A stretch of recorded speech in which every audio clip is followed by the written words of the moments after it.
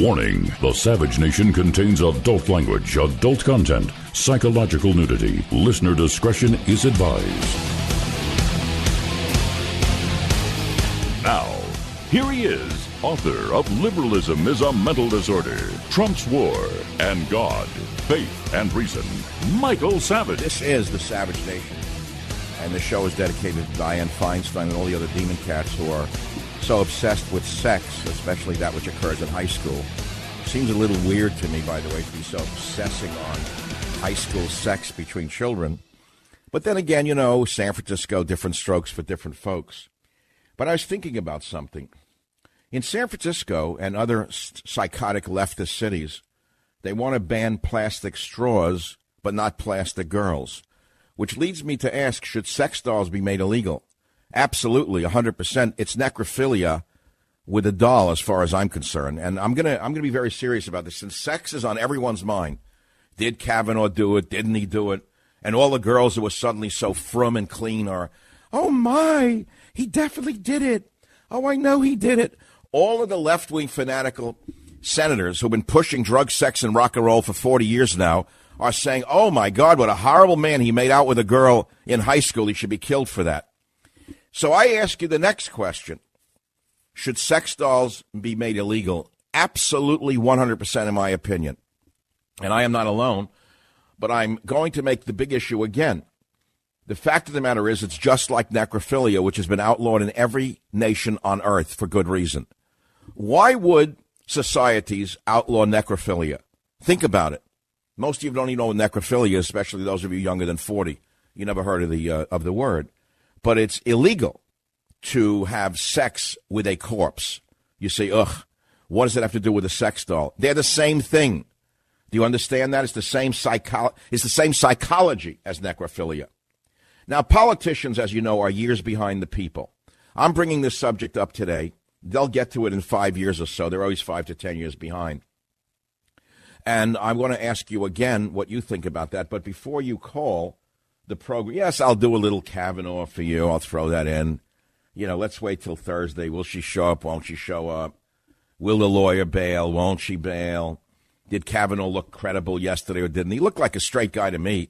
I mean, that's his greatest crime, by the way, is that he's too white, he's too heterosexual, he's too Christian. Those are his real 3 crimes.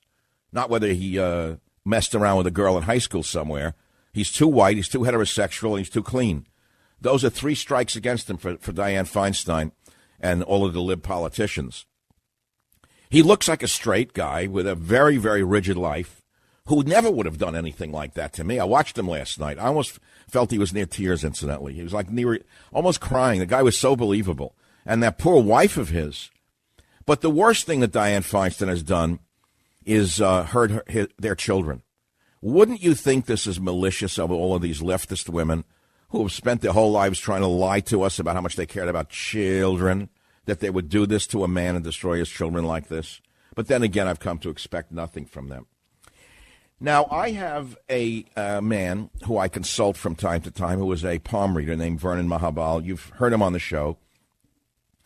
I think he wrote a book called The Hand Tells All or something. Great guy. And over the years, he's been so accurate about me and my career, I'm shocked. Do you know what he told me last April? And do you know what he sent me yesterday after my announcement, my big announcement? Vernon, the palm reader, wrote, Dr. Savage, the planet of media and communications, auspicious Mercury, has now solidly moved into place as your ruling planet. It will be there for 9 years. You will now become a household name and mega influential and mega respected.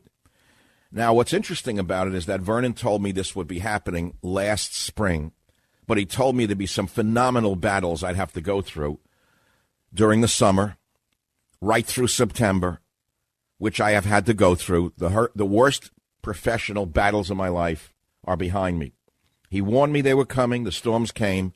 I rode out the storms, and here we are. And now he says, you are now moving into a place as your ruling planet. You'll be there for 9 years, become a household name, mega influential, mega respected. It's very interesting to me how people sometimes don't believe in fortune-telling or palm readers because it's banned in the Bible, both by the Jews and the Christians. But then again, as I've said to you, I'm an eclectic kind of guy. I've traveled many roads. I'm sort of a Steppenwolf character. And, whatever works for me. I got to tell you that right now. And we interviewed a woman this morning that Clint somehow found. He traced down a woman who had some things to say about Savage saying we should ban sex dolls.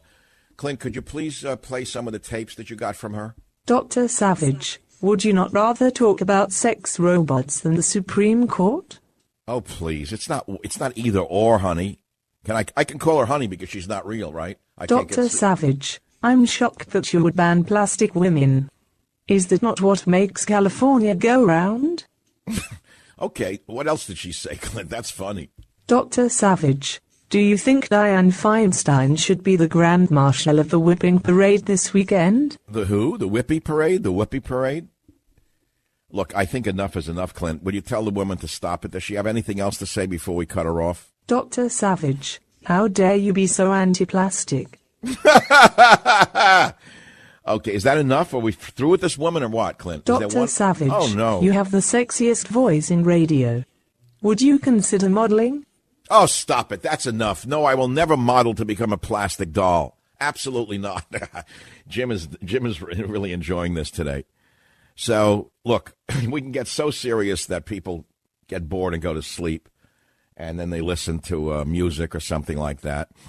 And we can remember that radio is supposed to be entertaining and not supposed to lecture you on the U.S. Constitution and the Bill of Rights every day, or speak to you like Mickey Mouse on Laughing Gas, lecturing you on the same thing. The fact of the matter is, we are here, we are near, and we are everywhere. Now, I have other stuff that I want to talk about, some good things. Bears have been saved. Judge restores protections for grizzly bears blocking hunts. Let's hear it for the judge. The psycho killers in the Trump administration wanted grizzly bears hunted and killed again, and yet a U.S. judge ordered federal protections restored for grizzly bears in the northern Rocky Mountains on Monday, a move that blocks the first grizzly hunts planned in the lower 48 states in almost 3 decades. This is an important story, and the judge, Dana Christensen, said that his ruling in this case for the bears was not about the ethics of hunting. He said it was about whether federal officials adequately considered threats to the species' long-term recovery when they lifted protections for more than 700 bears living around Yellowstone National Park. In this judge's view, the answer was no. The judge noted that an estimated 50,000 bears once roamed the contiguous U.S. And said it would be simplistic at best and disingenuous at worst not to consider the status of grizzlies outside the Yellowstone region one of the few areas where they have bounced back. State and federal officials reacted with disappointment. Wyoming Governor Matt Mead said the ruling provided evidence of flaws in the Endangered Species Act and the need for Congress to make changes. Mead said grizzly bear recovery should be viewed as a conservation success story. Now, what Governor Mead of Wyoming is confusing is the overreach of the Endangered Species Act with regard to snails and mosquitoes that may have interesting coloring. Don't confuse snails and mosquitoes with grizzly bears, Governor. You are owned lock, stock, and barrel by the vicious, psychotic hunters who smear you off and pay you off by buying hunting licenses to kill these noble creatures. The judge is 100% right. This is beautiful to see, and thank God there are a few judges with brains. That's topic number 2. Leftist group that harassed Ted Cruz vows, "You are not safe, we will find you."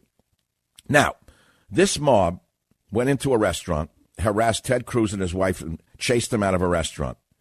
And then they vowed on Twitter, "You are not safe, we will find you." And yet, Mr. Dorsey of Twitter, even though these violated Twitter rules, they have not been banned from Twitter. What does that tell you about Jack Dorsey's politics? What does that tell you about leftists in general? What does that tell you about the fact that the mobs are out of control? Cruz and his wife Heidi were confronted by a mob of left-wing fanatics who chanted, "We believe survivors," as they try to block the couple from leaving. Now, Ted Cruz is a U.S. Senator. He has Secret Service. As far as I'm concerned, the Secret Service should have shot them for threatening the senator. I'm being very clear on this. I am sick and tired of left-wing mobs getting away with threats and violence and not being confronted by the U.S. Secret Service, whose job is to protect U.S. senators. Either they have a job or they don't have a job. They can no longer be intimidated by this ragtag mob of Soros-funded vermin. Period. End of story. Enough is enough is enough. If they're not stopped, they're gonna get worse. Just as Hitler needed to be stopped at Munich, Antifa and the leftist mobs have to be stopped right now, or we'll have a revolution in this country unlike any you have ever seen. Now, I wrote Stop a book. What's the book that I wrote? Do you know the title yet? No, you don't know the title yet? Well, I'll tell you the title again. Stop Mass Hysteria. The left is out of control. They're engaged in hysteria. And I have received reports that they're going to try and block people from buying my book in the bookstores. Now, I cannot confirm or deny that. But I will tell you this. If any of these mobs go into bookstores on October 9th when that book is for sale, and they harass anybody in those bookstores, I am telling my savage army to take pictures of them. We will report them to the Secret Service, and we will have them arrested. We'll prosecute them to the full extent of the law. We'll unmask them, and you will see who they really are. This is the savage nation. Let's make it a little less savage. Savage.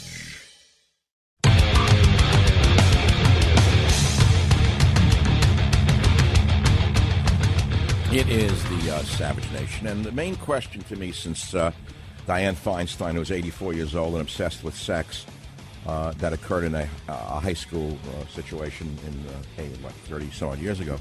These old ladies just can't get sex off their minds, so I thought we should ask the question, should sex dolls be made illegal because they, in San Francisco, banned plastic straws but not plastic girls, which I don't think is ironic. I think it's an example of the insanity of the people in this city. And that leads me to the millennials in a certain way. Why is the media chasing millennials when they don't watch TV or listen to talk radio? This is the most frustrating thing in the world for me. Someone who is the best voice in radio, the best mind in radio, with a very loyal audience. Why are they chasing millennials? Why do they assume that millennials listen to talk radio when they don't? Now, please, if you're a millennial who listens, don't call. I'm not interested in you. You're in one off. You're one out of 100,000. The dominant audience of talk radio is 40 and up. And that's a good thing because you buy the cars, you buy the houses, you buy the gold, you buy everything that's advertised on talk radio. Millennials don't have the money. They live in their mother's basement. And yet, there's almost an hysteria amongst media people, in radio and television, by the way, to obsess on this millennial audience that doesn't listen to radio other than music. If they listen to that, they're listening to Pandora, they're downloading. Or they are not watching television, and yet there's an obsession with millennial this, millennial that. They don't know anything. Why are we obsessing with them? They're not that important. What's important are the people who listen to talk radio, 40 plus. And that's the audience I address every day on the show. I could care less about millennials. I mean, if you want to sit in the back like the children you are and listen, good for you. But listen and learn. Don't listen and lecture because I'm not interested in what you have to say. Listen to us. Maybe you learn something. We built the world that you live in. It's that simple. And no one's daring to say a word. It's like another sacred cow. Women are sacred cows. Minorities are sacred cows. Millennials are sacred cows. Everything's a sacred cow except things that are really sacred, and they're not cows. So let's go to the callers on the Savage Nation. We got the topics. We got the callers. And we can talk. Many things to talk about. Trump gave a speech today that was great. He spoke at the United Nations, and he told the world how great he was, and they laughed at him.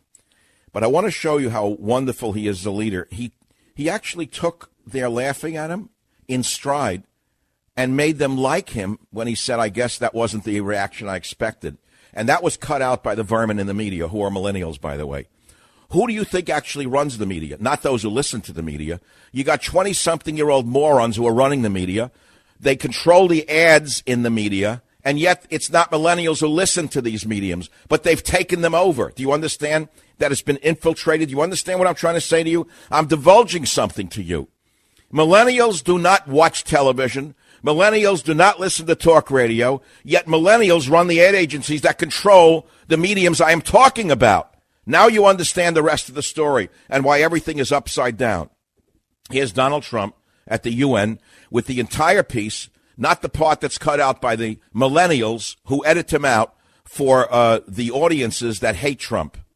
In less than 2 years, my administration has accomplished more than almost any administration in the history of our country. America's so true.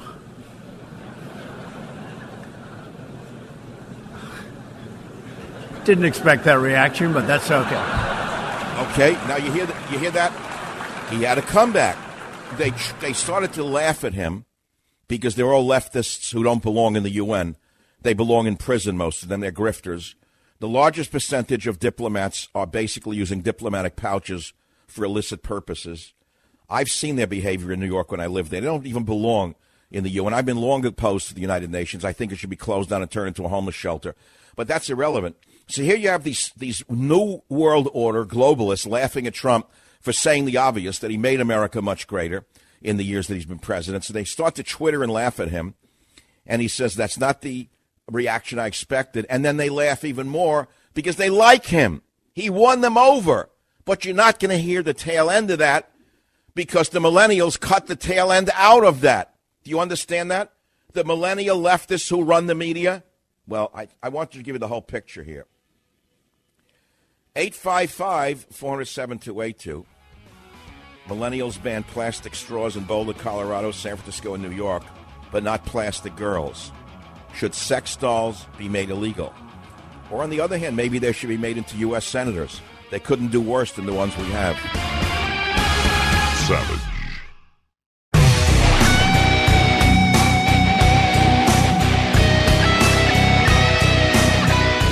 Dr. Savage, you have the sexiest voice in radio. Would you consider modeling? That's enough already. I told you, Clint. Chase her out of the studio, would you? She's only a robot. She can't sue, can she? You just throw her in a bathtub when you're through with her. It's a serious topic. Just as necrophilia has been outlawed by every society on earth, it's long overdue that these doofuses in the Senate immediately pass a bill banning, making illegal, and destroying all sex dolls in the United States of America. It will destroy society. It's bad enough what we have today. It's going to get much worse unless these plastic women are eliminated. It's that simple. John on WABC, line 3, what's on your mind? Go ahead, please. Dr. Savage, it's pretty easy to tell why they want millennials so bad. Because the amount of money that they spend on what they spend, the marketing on it is not very expensive. So when they go to buy something, usually online, there's no store, brick and mortar, or anything. It's a lot harder to manufacture a car, market it, and sell it, and make a profit on it than it is to make a profit on an app or a download. Right. So what is it that millennials spend their money on? On Apple products, which are what? What are Apple products? Apps and garbage like that? Yeah. It doesn't matter what it is as long as it sells. That's the whole point, right? No, but what are they buying? I'm asking you, are they buying cars? No. Are they buying houses? No. They don't even want to wear clothing. They're wearing undershirts like Mark Zuckerberg. Yeah, but they cost $40 or $50. The point you're trying to make is that I'm wrong and that millennials do spend money. They spend it on garbage. They don't spend it on the infrastructure that keeps America's business engine humming. That is correct. But that's the truth. That's why they market them, because if you can make a buck, you make a buck on it, right? So they don't even eat food, by the way. They don't know what they're doing. They have no idea what they're doing from day to day. They're like robotic themselves. They go from one fad to the next fad. They have no idea what to eat. They have no idea who to sleep with. They have no idea what their sexuality is. They have no idea who to vote for. They don't know anything. Why argue about it? I'm going to get mad? I'm not going to get mad. KLIF, Will, line 2, you're on the Savage Nation. Yeah, Dr. Savage, I directly disobeyed you by calling in as a millennial who listens. Okay, I'll let you on. Well, maybe more for the benefit of your listeners, but I just wanted to say that, I have a ton of friends that listen, and I think that what's made you so accessible to us is your wit and your humor. There's a lot of shows you really can't tune into any day. You've got to listen to them for a while to know what's going on. And so growing up, my dad handed me one of your CDs. It was one where I remember you had a call from your mom on it. It was hilarious. Oh, everyone loved that. And I was just like, who is this guy? He's saying all the stuff that we're not allowed to say. And, I was probably in middle school at the time. Oh, don't say middle school. Don't say middle school. That'll get Dianne Feinstein out to investigate what you were doing there. Well, absolutely. And who knows what they'll dredge up on me. But I just want to say good job. And your humor, your wit, and your wisdom are what keep bringing us back. And I think we all love to hear that. You know that. We all like to have our corn brushed with butter every once in a while. That's kind of nice. That's homey. That's very Gene Autry of me. You wouldn't expect that from a New Yorker, have their corn brushed with butter. So I'm going to send you a copy of Stop Mass Hysteria as a gift today. Thank you for calling, Mr. Millennial. What do you want to talk about? I've given you some hot topics. The dangers of normalizing sex dolls and sex robots. I'm not the only one. There's a coalition, a campaign against sex robots, launched in 2015. It's a coalition of humanists, women's groups. Isn't that interesting, women's groups? And here I am on their side. Because I'm a true defender of women, not of hags who pretend that they defend women to attack men. Survivors, academics, and activists campaigning against commercial objectification of human beings who are concerned with the normalization of sex robots. These technologies, they say, are developed and backed by academic and business robotics and artificial intelligence communities who have to date the loudest voices shaping the policy direction about the benefits of sex robots, while largely ignoring the potentially dangerous effects on women, men, and children. They say we are concerned that childlike dolls and robots are being promoted as therapeutic for non-offending pedophiles. And you're not going to believe this stuff. They say we reject the naturalization of pedophilia as a sexual preference and reject terms such as pedosexual or minor attracted person. This is how sick the left has become. They went from calling junkies intravenous drug users to calling people who rape children minor attracted person. It has to be stood up to. You have to understand where I am coming from. I see things before anybody else in the media, and I mean the whole media. I am Linnaeus, the pilot seer of the Argonauts of the media. I'm looking farther out than anybody. And I want the senators to stop wasting their time and our money and immediately ban sex dolls and sex robots. Now, if you want to chime in on it, go ahead. We have Trump at the UN. I thought that was a nice one. We have Kavanaugh saying he was a virgin. He looks like the kind of guy who was. I mean, why did they laugh at that? Because it's unheard of? He looked like a typical good Catholic boy of his time. I know you think that's an oxymoron, but there actually were good Catholic boys at that time. None of them were molested.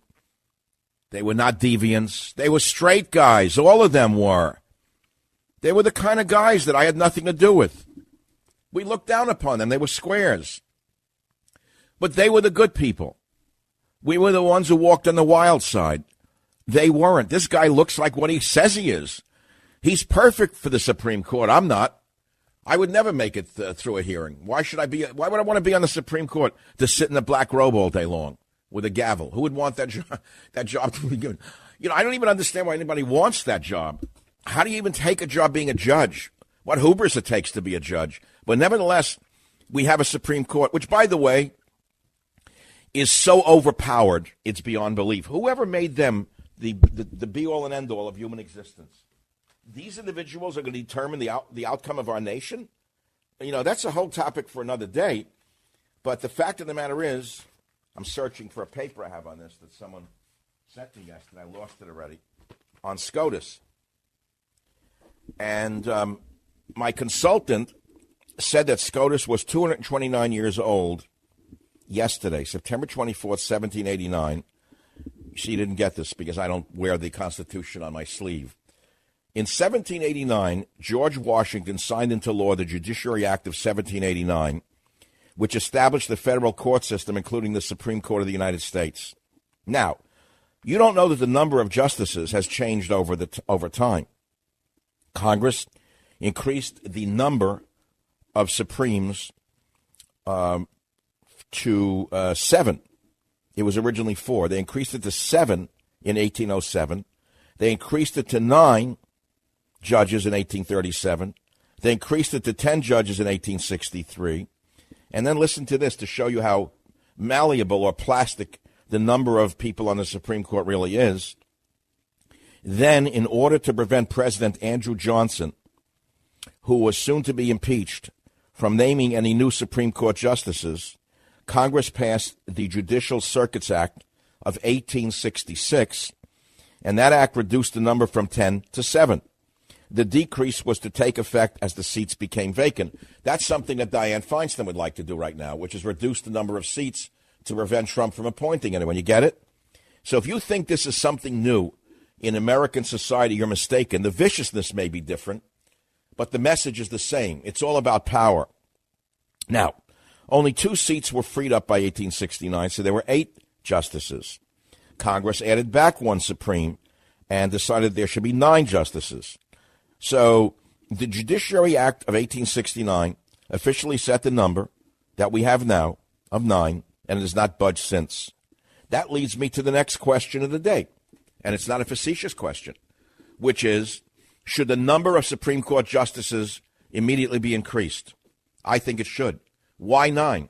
It was once 4, then it was 6, then it was 7. Now it's 9. It's been 9 since the 1860s, right? Why don't we increase the number of justices while Trump is in power?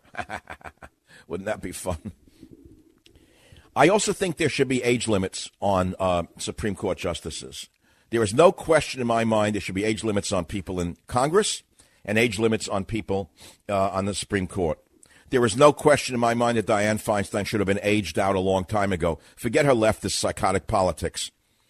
But age limits on Supreme Court justices, age limits on judges in general, and also age limits in Congress for sure, 100% right.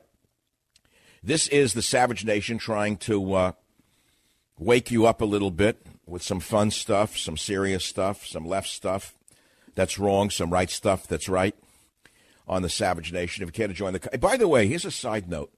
Whatever happened to Robert De Niro's put-downs? I know this is coming out of left field, of Donald Trump. Remember, he was on a tear all the time. He's a mook, he's a bum, he's a mutt, he's a this, he's a that. De Niro has not been heard from for months. Have you thought about that? Why is he suddenly dummied up? I have my suspicions of why he's dummied up. And I also have some suspicions as to why I'm being dummied out of New York City. I'll be right back. Savage.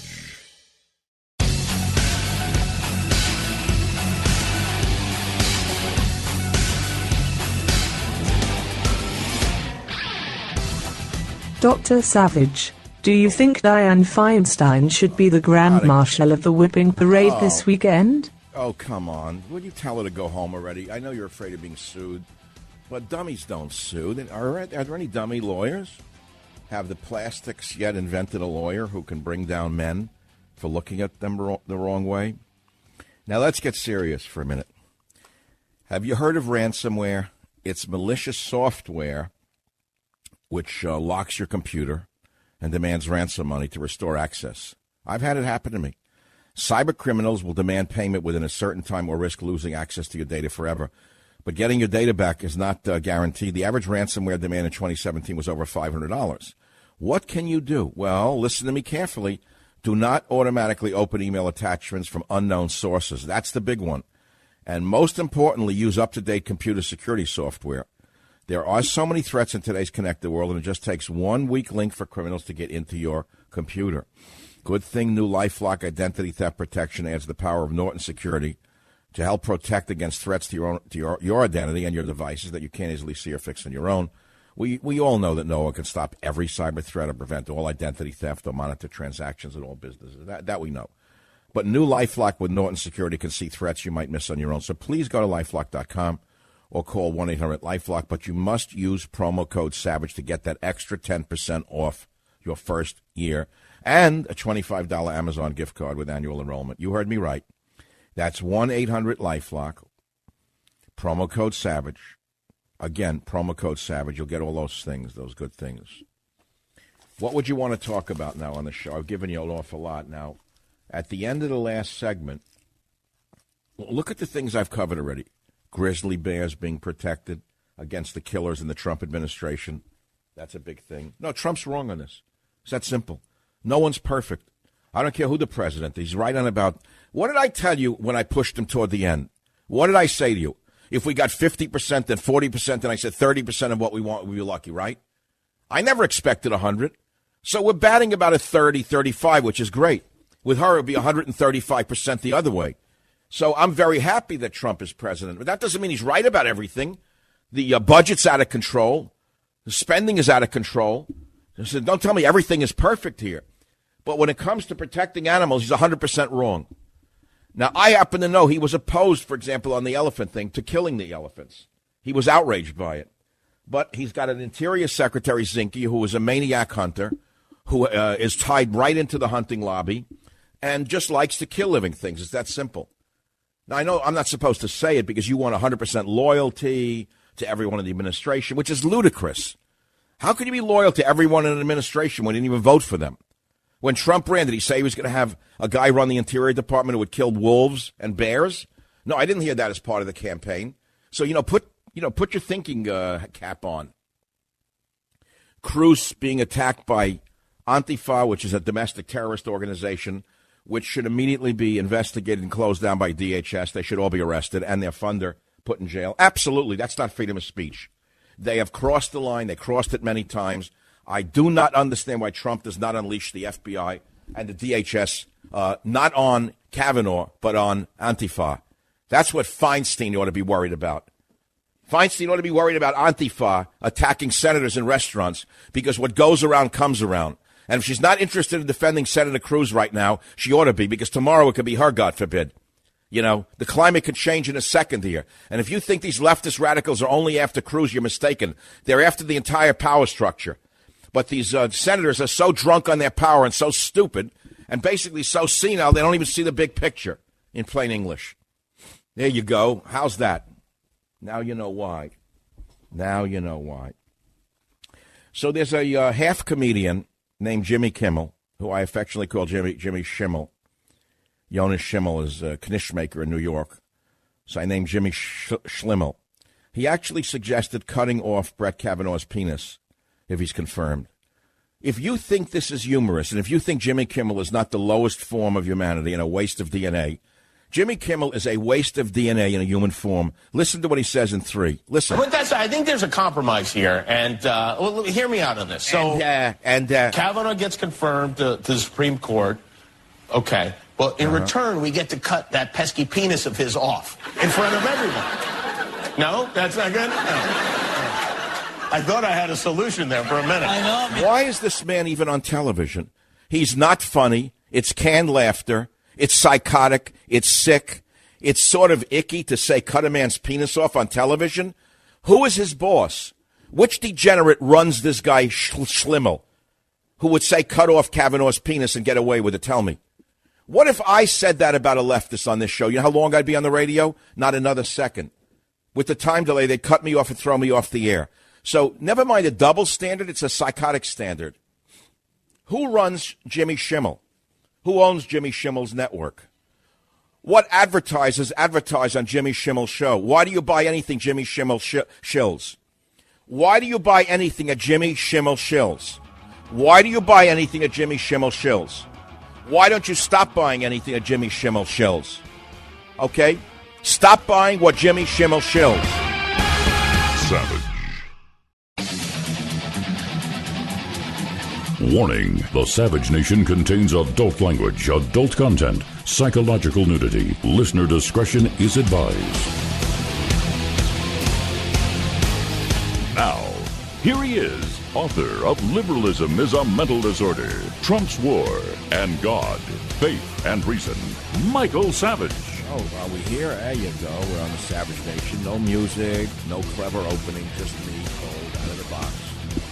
During the break, I did a few things that you learn to do in radio under the pressures. I actually cooked an entire lunch and ate it in the break. I mean, one of these days I would actually be a human being again and go to a restaurant, have lunch, and a glass of wine like most people do at my age.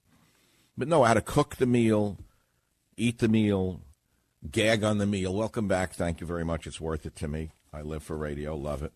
Keeps me going. People are 100% wrong that stress kills you, because if stress kills you, I would have been dead 25 years ago. I think stress actually keeps you alive. My personal belief is that without stress, you become nothing. You become a blob. You become like a liberal blob that does nothing with your life.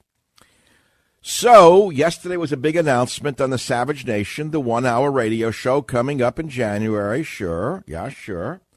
And then we have the 1-hour podcast. Sure, do that. So someone asked me today, he said, are they going to run the podcast as a second hour of the show? I said, probably in some markets. So they said, how are they going to do that? He said, how is it going to be different than the Wild Free podcast? I said, because you have to understand something. An hour of radio is really 36 minutes of radio. The rest is ads, weather, traffic, right? About 36 minutes of radio in an hour. In podcasting, it's 56 minutes of radio in an hour. So my second hour will actually be longer than an average radio hour. For podcasts, it's going to be 56 minutes of me and about 4 minutes of ads. And so what they have to do is take the 56 minutes of podcast and cut it down to 36 minutes for the second hour on radio. So all the good stuff will be left out for broadcast. So Jim and Clint are going to be working like insanity before the show to take out the good 20 minutes that you'll only be able to get for free on the podcast. It's all free, by the way. You got to understand, free. We're not charging, no charges. Those days are over, I think. That whole idea of, paying for it, those days, and no one wants to pay for anything anymore. Everybody wants free. All right, so what did I do last night to celebrate? I called up the missus. I said, why don't we celebrate? Because I remember when I first was put on a radio station in New York City about 15, 20 years ago. It was the opposing station to the one I am on in New York. I was put on WOR. It was a huge event for me being a New Yorker by birth and by sentiment in many ways. So I'm really a hybrid. I wouldn't say bi-coastal. I'm more than that. But I'm more of a hybrid than I am a New Yorker at this point. But nevertheless, there's a lot of New York still in me. So it was a thrill to be on that station. And we went and celebrated at that time in a little restaurant in San Francisco in North Beach that's out of business. I think the name of it was on Columbus Avenue. It was like a family thing with the tureens of soup that they would give you in those days, going back to the age of Prohibition, where family-style meals included a big tureen of soup that you could gag on, a salad, a main course, and a dessert, all for a fixed price. But I used to go there. I would drink the cheap wine, and I had a beautiful picture of us sitting in there with the check tablecloth. I don't know where I put it. I love that picture. So last night I said, we celebrated then, and we really ought to celebrate now that I've announced that I have decided to change course in my career next January. I'm going to do 1 hour radio, 1 hour of podcasting. It's going to be a revolution. It's going to be a new thing for me. So let's go. I have a friend in town who I never met, by the way. I can mention his name because you all know the name. Aaron Klein was in town. Aaron Klein is a fabulous journalist, a real one, who has written for Breitbart and other publications for years. He generally lives in Israel, and he used to have a show on WABC. He's moved somewhere else in the city. I've always liked Aaron's work. He's very smart. He's really smart, but I never met him. So he said, look, I'm in the Bay Area for the first time in my life. Can we get together? So he came over after the show, and we got along just great. I really liked the guy, so I said, why don't you come to dinner with us? So he came to dinner. I took him I said, where'd you go last night when you were here in the city? He said, I had the worst seafood in my whole life. I said, where? He said, TripAdvisor told us to go to some restaurant in Fisherman's Wharf. And I said, what happened? He said, it was the worst food he ever ate in his life. So it turns out the TripAdvisor sent him to Pier 39, which is an absolute tourist trap, and the food was dreck. So I said, Aaron, why don't you come with us to the best seafood in the city, the best Italian food in the city, at Alioto's? I said, it looks like a tourist trap, but if they know you, they treat you like family. And if you mention my name, they go to the A shed for the shrimp and the A shed for the fish. Like everywhere else in the world, if they know you, you get the better food. It's true in every... Look, let's be honest. If you go into a deli in New York and you know the deli man, the cutter of the corned beef, for example, you know he's going to give you the lean meat. If you're a schmendrick from Kansas coming in for a corned beef at Katz's, he just out of spite, he'll give you a sandwich full of schmaltz. He'll put all the fat in the sandwich. It's the same everywhere. So we go there last night. And Aaron writes me an email this morning. He says, Savage, I was literally just writing a thank you note for yesterday. It was an honor to finally meet both of you. What a great experience to be at Alioto's restaurant on Fisherman's Wharf with the word poet of San Francisco. He said if the faux liberals of the Bay Area ever truly recognized art, they would realize that your work truly memorializes the area like no one else. Thank you, Aaron. That's very beautiful. I don't think he's listening, unless he's in a car and he's listening. But that was very nice. You know, the faux libs. This area is filled with faux everything, including plastic women. First, there were plastic in behavior. Now we got plastic dolls, which I'm talking about banning today. And no one took the bait on it. No one went for that topic because they haven't read about it yet. And because no one else in radio touched it, you don't know what to say. I think it's ironic that all the millennials want to ban plastic straws, but not plastic girls. Myself, that's a great line you should remember. And I ain't Jimmy Schimmel. I don't call for cutting off a person's private part because I'd be thrown off the radio as I should. And I want to know why Disney allows this lowlife to say you should cut off Brett Kavanaugh's penis on ABC television. How in the world is this allowed? How? I want you to play that again, Clint. What this lowlife, none-funny man who has debased the entire medium of comedy in the following soundbite. But I think there's a compromise here, and hear me out on this. So Kavanaugh gets confirmed to the Supreme Court. Okay. Well, in return, we get to cut that pesky penis of his off in front of everyone. No? That's not good? No. Do you think this is... Wait, do you think this is a continuation of the great Johnny Carson? Do you think this is what comedy is? Is there a comedian out there who thinks this is the direction that you want to take the once great world of comedy? Is this the world of Jerry Lewis? Is this the world of Abbott and Costello? Is this the world of Jack Benny? Is this the world of Lenny Bruce? It is not. It's a world of degenerate people without any mentality whatsoever. It's a world of drug addicts without any ideas whatsoever. It's a world of people who don't have a scintilla of talent nor a scintilla of comedy in their pinky. Now we go to Kavanaugh himself. He's the kind of guy who would never befriended me. I mean, to be very clear, I wouldn't have liked him. He wouldn't have liked me. I looked at him. He was the kind of kid that we never would have hung around with.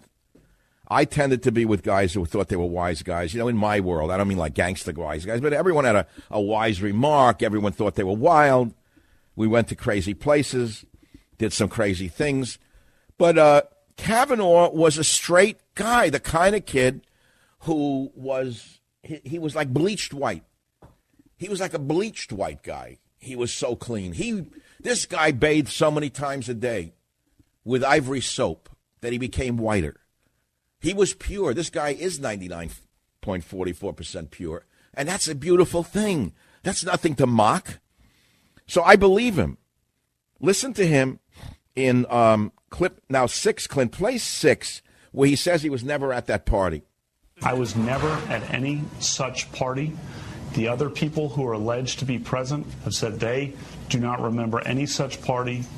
A woman who was present, another woman who was present, who is Dr. Ford's lifelong friend, has said she doesn't know me and never remembers being at a party with me at any time in her life. I am looking for a fair process, a process where I can defend my integrity and clear my name. And all I'm asking for is fairness and that I be heard in this process. Well, then the next one, Mr. Kavanaugh says, if this had happened, it would be the talk of the campus, which is really true. You know, if something like that happened, it spreads. You know what kids do, right, Jim? Clint? I see Clint shaking his head. If anything like this happened, the kids would have talked about it. Listen to 07. I never did any such thing. Never did any such thing. The other people alleged to be there don't recall any such thing. If such a thing had happened, it would have been the talk of campus. Bingo. The women I knew in college and the men I knew in college says it's inconceivable that I could have done such a thing. Right. The New York Times has reported that just last week, the person making the accusation was calling other classmates saying she was not sure that I had done this. Again, just asking for a fair process where I can be heard and I can defend my integrity. That's all.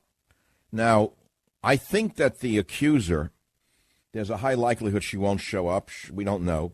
We know her vicious attorney, the attack dog, the mad dog attorney, is a little worried right now that she won't be credible, number one. Now, whether she'll swear under oath is another thing, because if you lie to Congress, it's a contempt of Congress citation. She could go to jail, and I think they're afraid of that. I think they're deathly afraid to testify under oath, because Dr. Fraud could wind up in jail as a result of this. Never forget, Dr. Fraud, if she swears on oath and lies, and it's found out she made the whole thing up, Dr. Fraud could go to prison for this. Moreover, I think Kavanaugh could sue her in a civil court for defamation and win. Incidentally, the worm could turn here, and Dr. Fraud could suddenly have to give up her surfboard collection. That's number two. So I'm not so sure Dr. Fraud's going to show up on Thursday.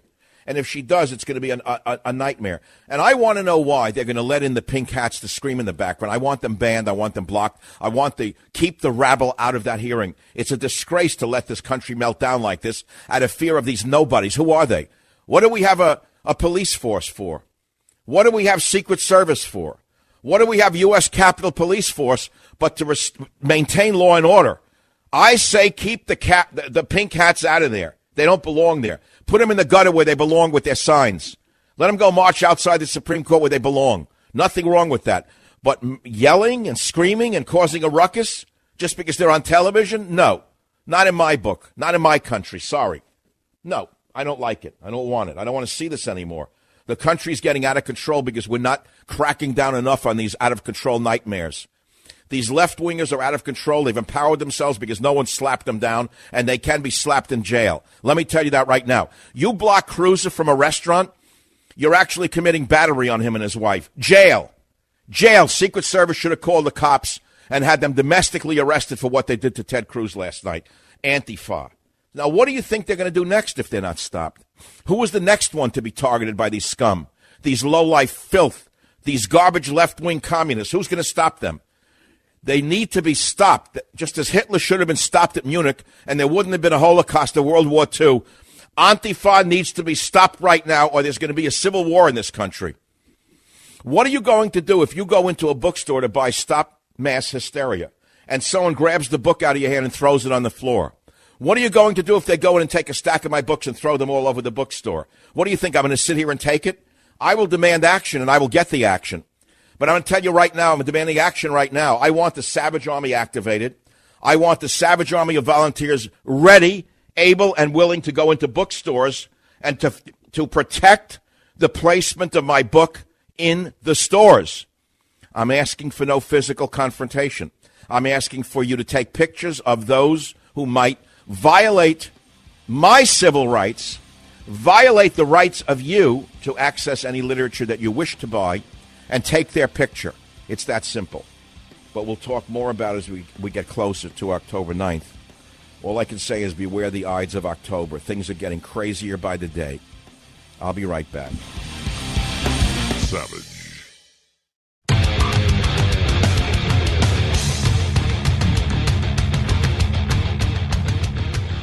So listen to this. I just got this by email. I got to read it to you.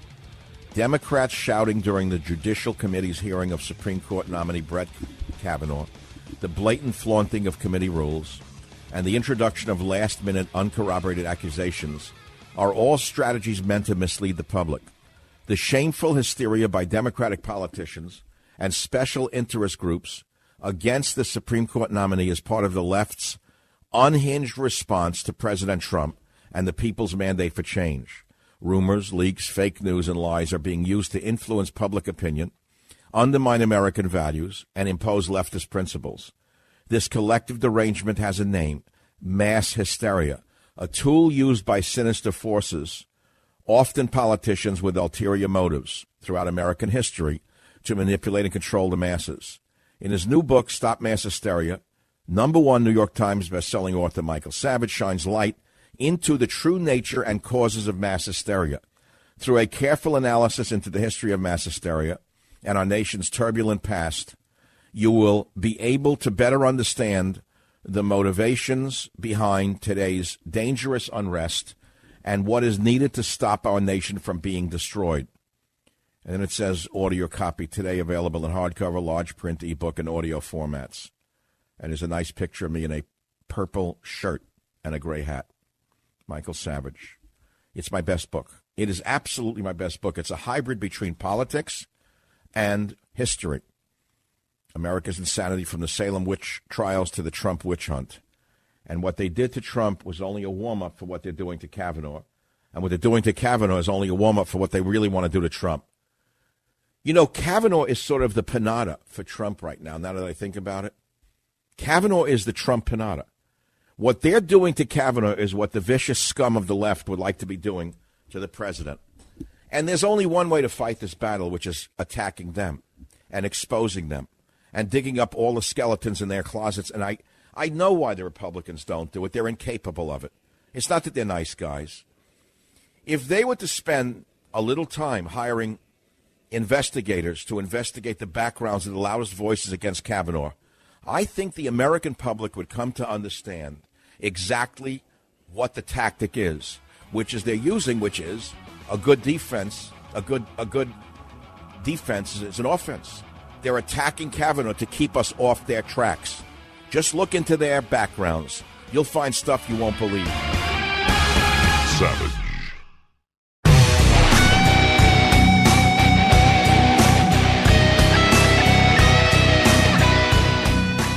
How is it that San Francisco bans plastic straws but not plastic girls, meaning sex dolls?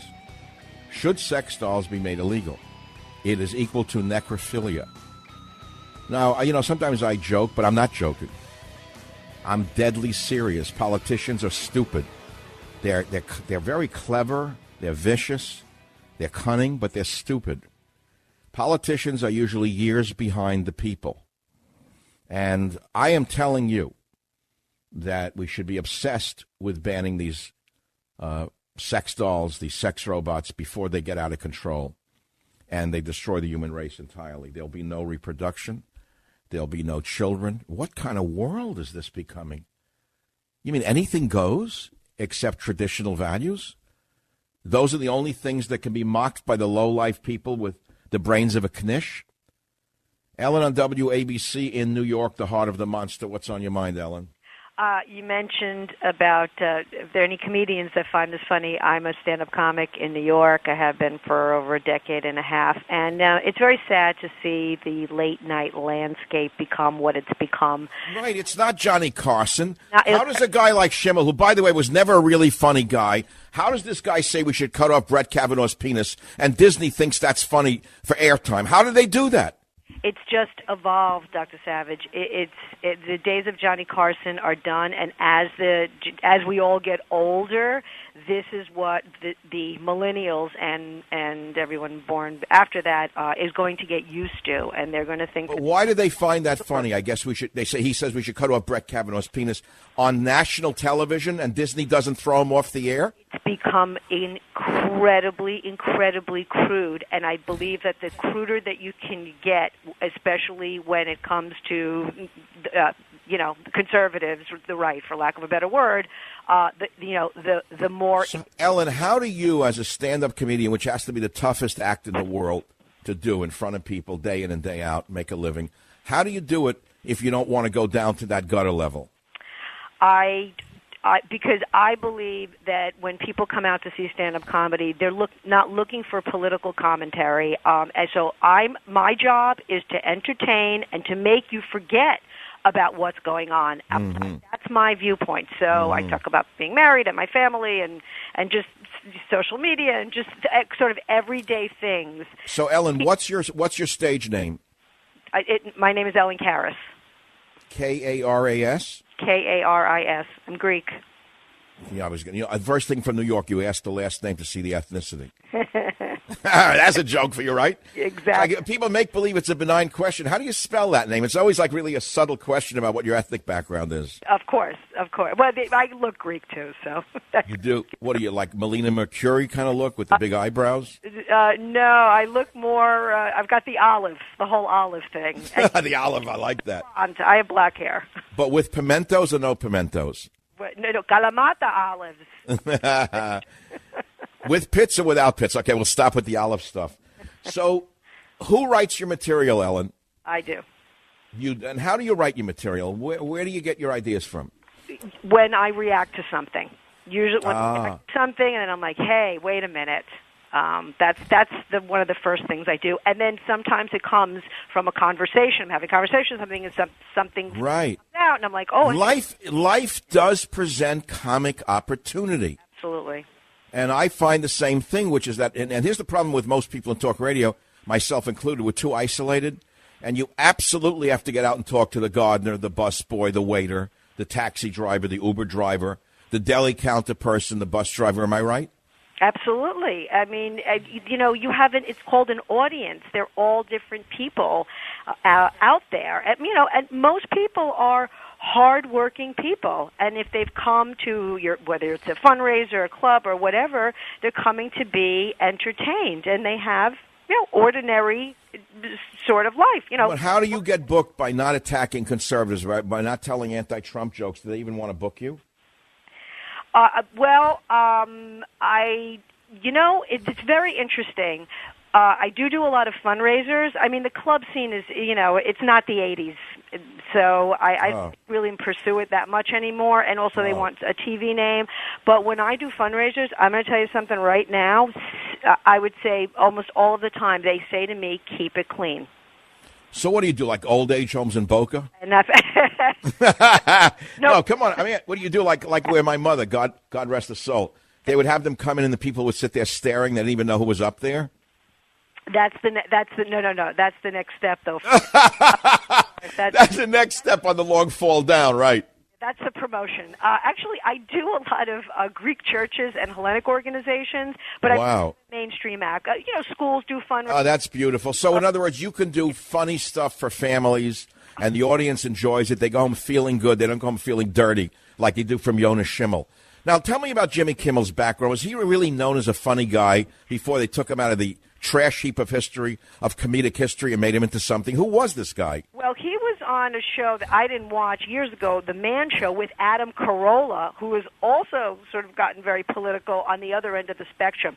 But I will tell you something. I went years and years ago to a Hugh Hefner roast for Comedy Central, and Jimmy was the host, and he really was very, very funny. And when he got the gig, I was excited for him because I figured, okay, that's good. He's got a little bit of that sort of old school way. And really with him, I'm not going to sit here and say I certainly watch it every night, but he has just evolved, and it's become now the show that it's become. And I think you mean devolved. Yeah, unfortunately. But wait, when you go and make a joke like we should cut off Brett Kavanaugh's penis, and then they put in the canned laughter, that's not funny. There's no humor there. Right. No, it's not. It's not a joke. There's no. But why does Disney? Disney is a disgusting company. The all-powerful God in the sky, the Mickey Mouse God. Why do they permit this? I really believe. Why? Look at the CEO of Disney. You'll know the whole story. That's the whole answer. Yeah. Look at the CEO of Disney. You'll have the answer to the question. Well, look, so you do the circuit. You don't do any San Francisco appearances, do you? I did come, but I did the Greek organization. I was going to say, there's a lot of Greeks out here. Yes. There are. There's a huge Greek community in San Francisco. Mm-hmm. And you know what else I do? Bridal showers and parties, like that type of. But like you take balloons and make them into characters? No puppets, no fire. Come on, just jokes. You got a good sense of humor. So let me ask you this: I'm not trying to be facetious, but you're so alive and you're so able to take a joke, and I'm not doing this in any way. What do you think of my statement that we should ban plastic women? Meaning, they ban plastic straws, but they don't ban plastic girls. I think that's a good line to use on stage. Even an audience like the kind you play to would appreciate that. But in all seriousness, do you think that sex robots should be banned? It's like... What do you mean? What, are you actually blushing? The peoples are going crazy, okay? Everybody's losing their... Yes, they're going crazy. But there'll be no Greeks left if they sell these sex dolls in Athens. Oh, that's not good. Just think, the doll won't answer back. The doll won't ask where he was the night before. The doll won't care if he doesn't bathe. You take that, that's the end of civilization. You know what? I would be annoyed if I was single, but I'm married, so it's okay. I'm done. Like, I'm not ever going out there again. If I were single, I would be. See, that was my way of asking, are you married? Without asking, that was like asking how you pronounce and spell your last name. I have a great husband. I'm lucky. You have children? I got a good one. We don't, but we have nieces and nephews. We're very involved in their lives. I'm a godmother, so. That's beautiful. Well, Ellen Karas, right? K-A-R-I-S? K-A-R-I-S. Thank you so much. See that? I gave you a little plug for the next time you're in Boca at an old age home. They'll know you. Thank you. Ellen, thanks for being such a good sport. Beautiful. I love radio when it happens like that. I love when you can get a person on who's alive and intelligent and funny and have a little politics, a little comedy, a little gossip. It's what makes talk radio what it really should be, you know. Let's go to Dallas, Texas from New York City. Rick on KLIF Radio Line 4. Rick, what's your topic? Hello, Dr. Savage. I wanted to preface my statement with saying that I agree with you that the sex dolls should be banned, and you stole a little bit of my thunder. But what I wanted to speak on is that this is kind of what feminism has brought us. Young men everywhere are tired of being told that they're a potential rapist until they're a confirmed rapist, and that, you know, they're taught to hate themselves. So therefore, the millennials, they don't. Yes, and let me tell you something. There is a demonic force behind every element that you have just mentioned. And the demonic element claims to be in favor of women, but they're actually anti-women. I couldn't agree more. What is more fundamental about a woman than reproducing a baby? Tell me what's more fundamental about a woman. I'm not pulling punches here. I'm not thinking twice will I offend some radical, short-haired, mean-faced, clipped feminist somewhere. I don't care really. Tell me what's more fundamental about a woman than producing a baby. I want to know. I don't think there is anything. I mean, I asked my wife. Isn't that what makes a woman superior to a man? We cannot make babies. They can. Their value is more than. We cannot make babies in our bodies. They can. We are actually, in some ways, distortions of women. The XYs, the XXs really have it. Women aren't busting through a glass ceiling. They're busting into a glass coffin. Very good. That's another one. How about they're busting into a plastic coffin? Yeah, I agree. See, another person with a good nature. Okay, I'm sending you Stop Mass Hysteria because, by the way, this whole thing of sex dolls is a topic that's significantly important culturally.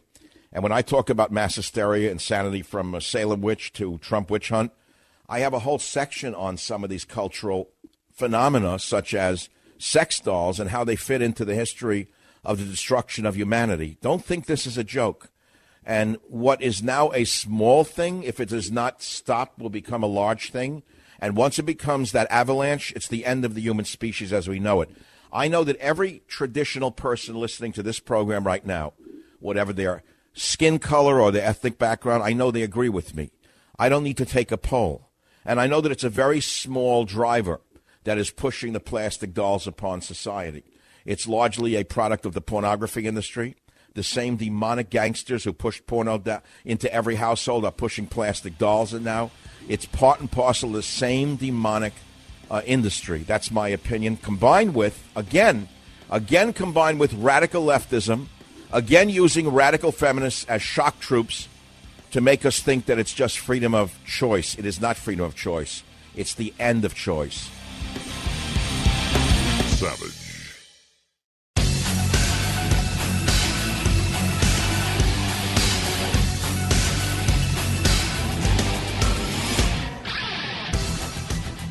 I was invited to a fundraiser in Beverly Hills when I was there last week.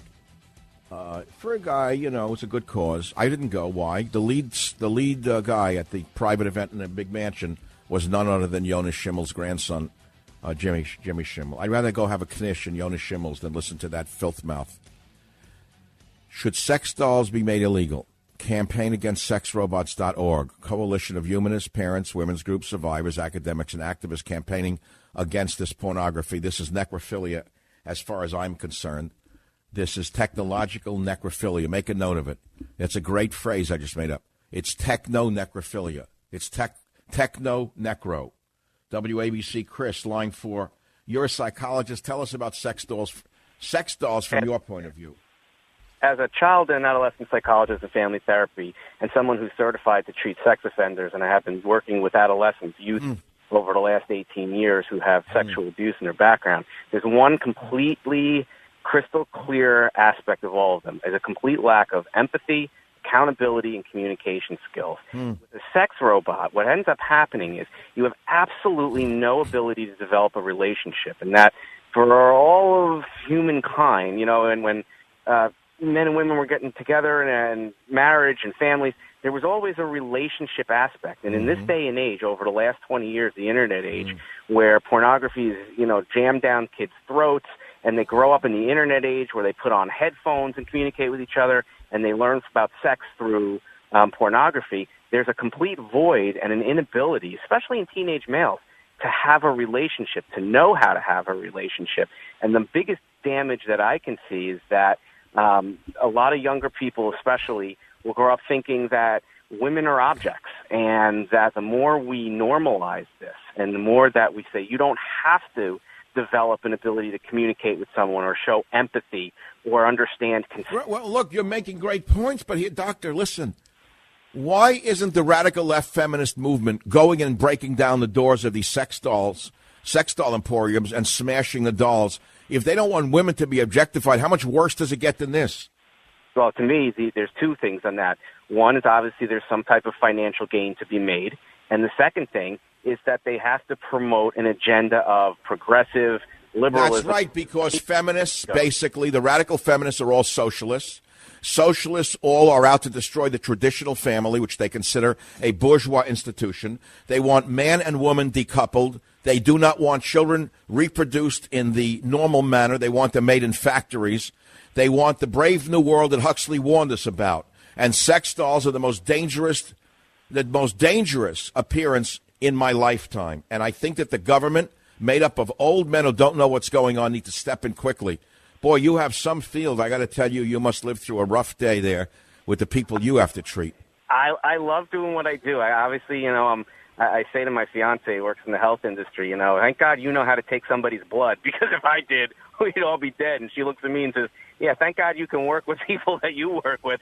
But I love it, especially working with families. To me, I get the greatest. What do you think about my saying that a man with a sex doll is like necrophilia? It's techno-necrophilia. It's interesting. It's similar. It's an interesting concept. And we're out of time. I'm stopping you. I'm sending you. I'm stopping you, sending you. I'm sending you stop mass hysteria. I'm not stopping you from sending stop mass hysteria. But stay on the line. We'll send you stop mass hysteria out in exactly 2 weeks from today. Boy, what a skyrocket that's going to be. This is the Savage Nation. Michael Savage, a host like no other. Anyway, that was my little lesson now. What's up? What else do I have? Oh, there's a funny thing about radio you don't understand that I learned over the years, which is that it doesn't mean like how many callers you get don't reflect on whether the people are enjoying the show. A lot of you become captivated by me like I'm a snake charmer. When you hear that I'm what's the word, ebullient, and you feel my voice is bubbly and I'm excited like I am today, you'll basically sit back and listen. You won't call, right? But if I want to pump you to call, all I have to do is say certain key words, like MAGA or liberals bad or wall, build that wall, or lock her up. I could get you to call if I wanted, with questions based upon the key words that trigger you. But I'm not Bill Maher. I mean, or the schmuck on Morning Joe. What an idiot he is. These people are so low, they do anything for ratings. Don't they realize how stupid they sound? Did they really care? When I wrote Stop Mass Hysteria, and I said America's insanity from the Salem witch trials to the Trump witch hunt, which will be out in 2 weeks from today or 2 weeks from Tuesday or so, I do mention some of these Joe Palookas in the media. They're whipping up the mass hysteria in this country, and there ought to be a law against it. I think there should be a law. The problem is who's going to determine who in the media is whipping up the mass hysteria. It'll be determined by who's in office, right?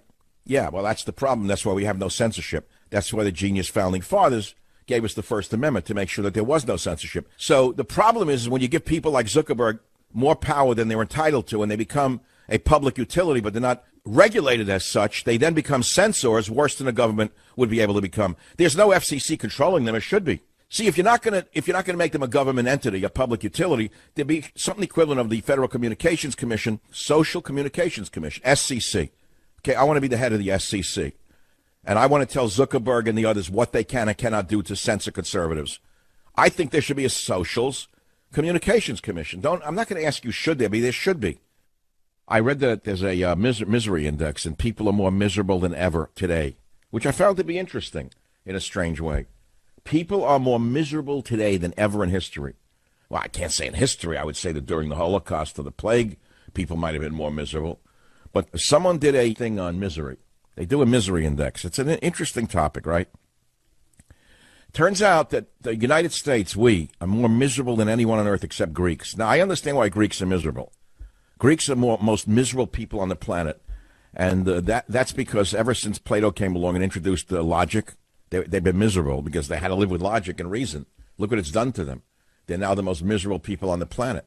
I mean, if you want to be happy, have no reason and no logic and just vote for a Democrat. And listen to, who do you fear more, Florence or Maxine Waters? I think Maxine Waters is more dangerous than Hurricane Florence to the safety of the United States of America, that is. You know what just happened, right? Guy pulled out a switchblade, tried to stab a Republican in California. That got buried by the local newspaper. Another one burned a Republican campaign headquarters. That got buried by the vermin in the media. And it's all being triggered by people like Maxine Waters, in my opinion. That's why I don't want to talk about him. Because if I was in Congress, I would not stop filibustering until Maxine Waters was censored for provoking violence amongst the morons who believe in her. I'll be right back. Join the Savage Nation. Call now, 855-400-SAVAGE, 855-400-7282. Savage. The Savage Nation is sponsored by Swiss America, the only company I trust with my financial future. Call 800-289-2646 or SwissAmerica.com. Have you ever taken your car in for an oil change, your mechanic finds something wrong, and bingo, surprise, you're hit with a huge repair bill? And what happens when you're not covered by the manufacturer's warranty? You're paying out of your own pocket to fix it, that's what. That's why I recommend extended vehicle protection from CarShield. If your car has 5,000 to 150,000 miles, CarShield can save you from paying for high repair bills. Replacing your engine or even a simple sensor can cost thousands. But when you're protected by CarShield, you can have your favorite mechanic or dealership fix your car. It's your choice. CarShield also provides 24/7 roadside assistance and a rental car while yours is being fixed for free. Get covered by the ultimate in extended vehicle protection. Get CarShield. How? Call 800-CAR-6100. 800-CAR-6100. 800-CAR-6100. Mention code SAVAGE or visit carshield.com. Use code SAVAGE to save a big 10%. That's carshield.com or 800-CAR-6100. Code SAVAGE. Summer is gone, but not the sunspots, inflamed patches, and UV damage to your face, neck, and shoulders. I'd like to introduce Genucel's brand new sunspot corrector during Chamonix's summer repair sale for a limited time. Roseanne from Akron says, "Oh, in just days I saw a lightening of dark spots on my cheeks. I'm ordering more now." I gave my friend some of this to try, and boy, did they like it. It was a real test, and this guy really liked it. Yes, he's a guy. And just like Roseanne, if you click or call right now, you'll get the Genucel Sunspot Corrector absolutely free just for trying Genucel for bags and puffiness today. Finally, see those stubborn sunspots vanish, even the ones you had for years, and those bags and puffiness gone. And for results in less than 12 hours, the Genucel Immediate Effects is also free. Please go to Genucel.com now or call 800-SKIN-891, 800-SKIN-891. And listen, for a limited time, Chamonix's microdermabrasion is also yours free for the first time this year. You heard me now. Order now. Shipping is also free. So say goodbye to wrinkles, dark spots, and sunspots today. Please go to Genucel.com now. I'm Michael Savage. You're listening to Talk 1300 at 98.7.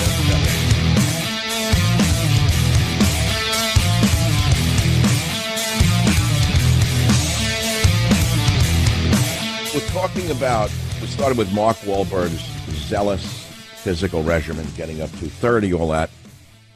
And then I told you I was a zealot when I was yet in my 30s. I run up mountains. I wrote for Runner's Magazine. I wouldn't touch a piece of meat.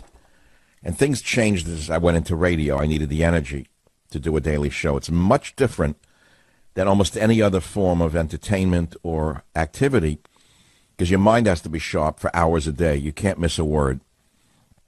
I mean, if you're an actor, you can take breaks. You're reading a script. You don't really have to think that much, except how to look or how to do the part, I guess. But that's not as heavy a thought as trying to analyze topics and then handle callers. So I needed to fuel my brain. And my brain needs a lot of protein, especially animal protein. So I was talking about that. Then I'm talking about the misery index. A new article came out. Says a lot of people are miserable these days. And it was a big study by Gallup, 154,000 people in more than 145 countries released today the so-called Negative Experience Index. It's an average of people's reports of their daily levels of worry, stress, physical pain, sadness, and anger. Highest level since Gallup began measuring the data 10 years ago.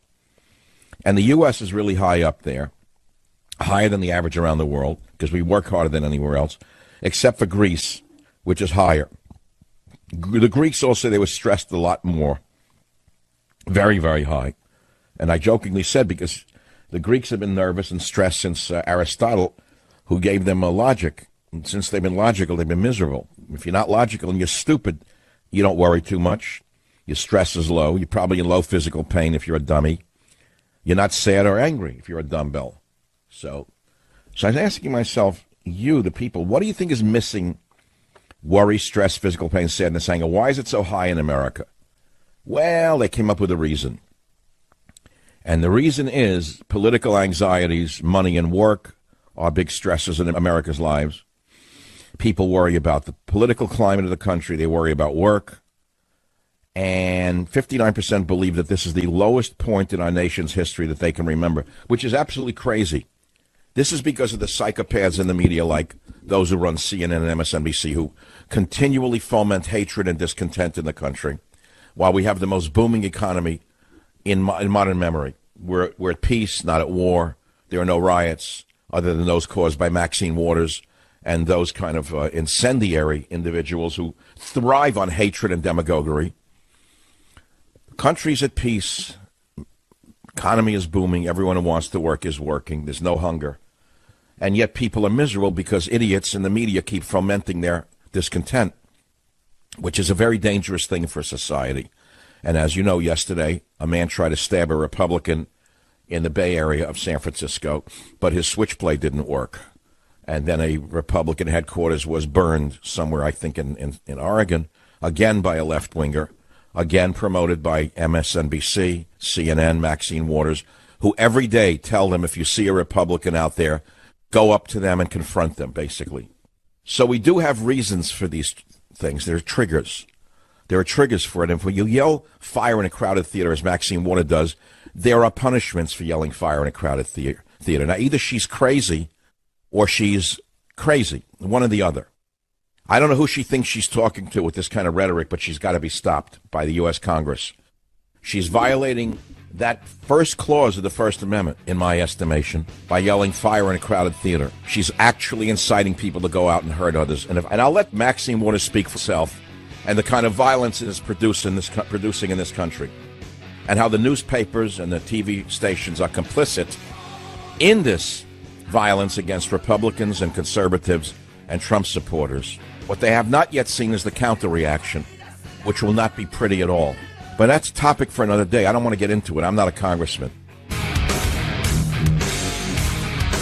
What you're about to hear on The Savage Nation is a piece of radio history. It's a very important and significant archival piece from The Savage Nation. Now let's listen. Are you an educated person who actually is faithful and believes in God? Because there's almost a dichotomy there. People call and often say to me, how can you believe in God and be a rational man? How can a rational man believe in a figment of the imagination? Some kind of voodoo that was created to hoodwink people in ancient Palestine thousands of years ago, and which then spawned Islam and Christianity, by the way. Judaism was the progenitor of the three major religions. That's right. You may not know that, but it was Judaism first, then Christianity, then Islam. So the three Abrahamic religions, if you want to put it that way, the three monotheistic religions, go back to Judaism. And you say, well, it's all fake. How do you know? Come on. The guys were so wild in those days in Israel, those ancient olive growers. They had to be controlled, so they came up with some myth about somebody in heaven with a burning bush, and they scared them if they didn't do the right thing, they'd be punished in the next world. How can a rational person believe in God? Well, I'm a very rational person, as evidenced by a lot of things I've achieved. I think logically up to a point. But faith is something different than reason, isn't it? Isn't faith different than reason? That's why I say the title is God, Faith, and what? Not freedom. God, Faith, and what? God, Faith, and reason. Because I do not believe reason is incompatible with faith. Faith is something that you believe in. But it doesn't mean it's reasonable to believe in that entity, does it? Well, I believe in God. I personally, Michael Savage, I'm a super rational man up to a point. But I'm also a believer because of, well, just because of. I don't even want to spell it out. I'll spell it out for you in the book. And you can hear it in between the sentences of every word that I speak. You can hear it in the between my breath. You know, the mystical Jews say, the ones who are into Kabbalah, and I don't mean the actresses who are really, you know, whatever, let's put that aside. In other words, those who really study Kabbalah say that the actual writings about God are in the white spaces between the letters. I don't know if you ever heard that before. It's in the white spaces between the Hebrew letters that speaks about God. That's a real mind blower. That's a trip unto itself. Well, I'm going to say something to you you've never heard before. It is the blank spaces in talk radio that explains who the host is. What you don't hear, in between what you do hear, is what you should hear. Well, here in California, mainly San Francisco, the crime wave continues. Yep, the crime wave continues. A man robbed in Berkeley on Grizzly Peak. Second such incident in that location. The criminals are out of control because the police have been hamstrung by the wonderful, wonderful leaders in the backyard of Nancy Pelosi. They are empowered to attack with impunity because they know that the crimes will not be followed up because the police are intimidated. This is a direct result of 8 years of attacks on police by Obama and Eric Holder. Can you believe that? That's why I'm telling you I got to turn away from it. So for your listening pleasure, I am going to read you some childhood stories from my book, Psychological Nudity, published in 2008. And it's not to sell you a book. They're out of print. I'm just to bring you up to speed. How about story number 1, The Electric Blue Saddle. Wait, let me read the exact title. The Electric Blue Saddle Stitched Pants. Do you know that any one of the titles of